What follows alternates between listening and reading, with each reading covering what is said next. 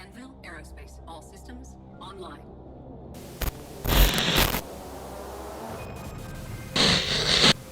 Welcome citizens. In this video we'll be taking a look at the Anvil Carrack. We'll be going over the stats of the ship, looking at its standard loadout and giving our thoughts on the ship's uses and possible upgrades. As with all things Star Citizen, keep in mind that specific details of the ship could and probably will change over time as the game's development progresses. The Anvil Carrack is a multi-crew exploration vessel originally produced exclusively for the UEE Navy and now made available for the civilian market. Finally released as part of the Alpha 3.8 update, the Carrack comes with its own dedicated C8 Pisces scout craft and an RSI Ursa rover.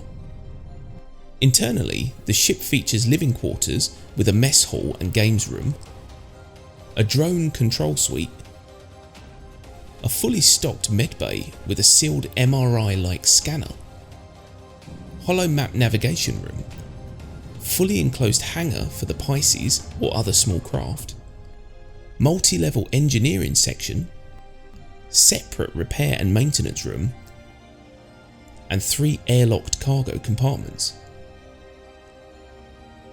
The interior is spacious and well connected by 2 elevators, a smaller elevator located between the vehicle bay and first cargo pod which feeds up into the centre of the ship, and a larger elevator located in the ship's armoury and feeds up to the medbay, hangar and hollow navigation room.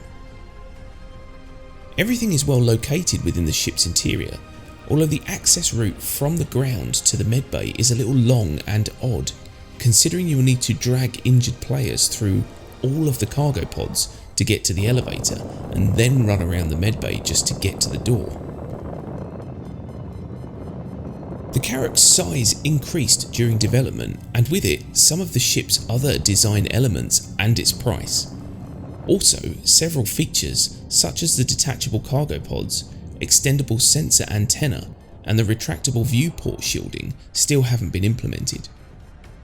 Originally offered at concept for $350, the flight ready version can be pledged for $600 and at release had an optional white expedition skin available.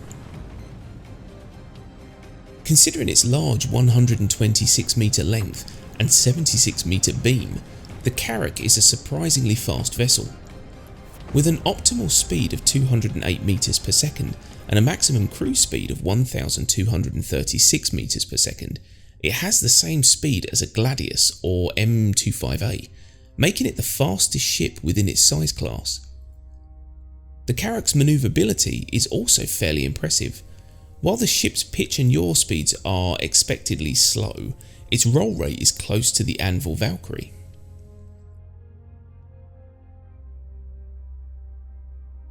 The Carrack's twin size 3 Barbican shield generators output a combined 188,861 hit point shield.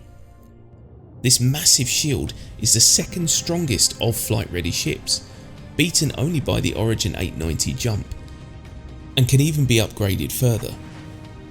Much like the Carrack's shields, the ship's hull durability is also the second highest amongst flight ready ships, only again beaten by the 890 jump. The Carrack's 3 cargo pods can transport a massive 456 SCU of commodities, making it rank as the second highest cargo capacity of flight ready ships. The Carrack's other main components consist of twin size 3 ice flush coolers, a size 3 Reliance power plant, and a size 3 Agni quantum drive with 2 large quantum fuel tanks that can hold up to 44,000 units of fuel. For firepower, the Carrack doesn't have any pilot-controlled weaponry or missiles. Instead, it has 2 manned turrets located in the ship's side wings and 2 remote turrets, one on top and one underneath the ship. The manned turrets in the wings are fitted with dual size 4 Rhino repeaters, which are decent at dealing with fast attacking ships.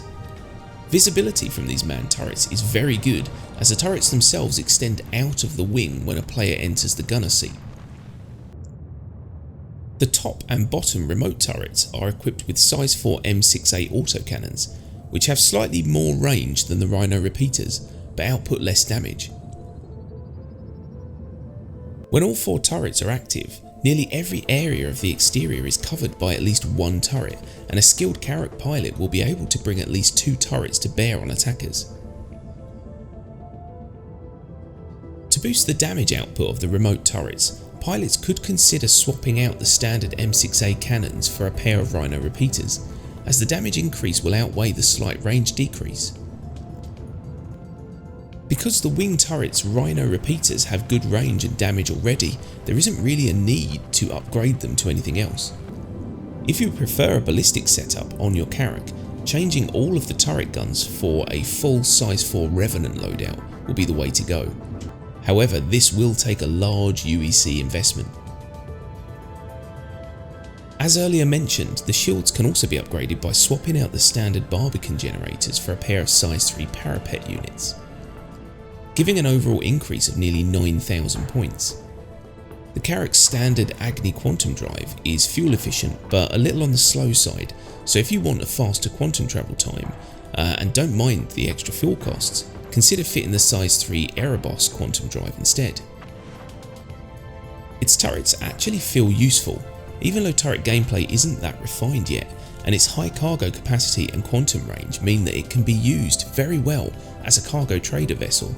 Although the Caterpillar is better at this task due to its smaller size, low cost and bigger cargo hold.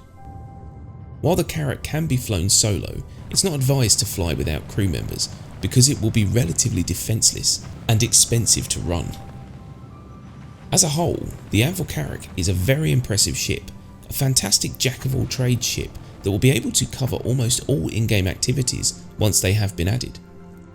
The Carrack is really the first ship that actually feels like a fully fledged spacecraft and a mobile base. Well, we hope this review has been helpful or informative. If you liked the vid, click that like button and subscribe for more Star Citizen videos. Also, feel free to tell us your thoughts on this ship in the comments section below. Bye for now.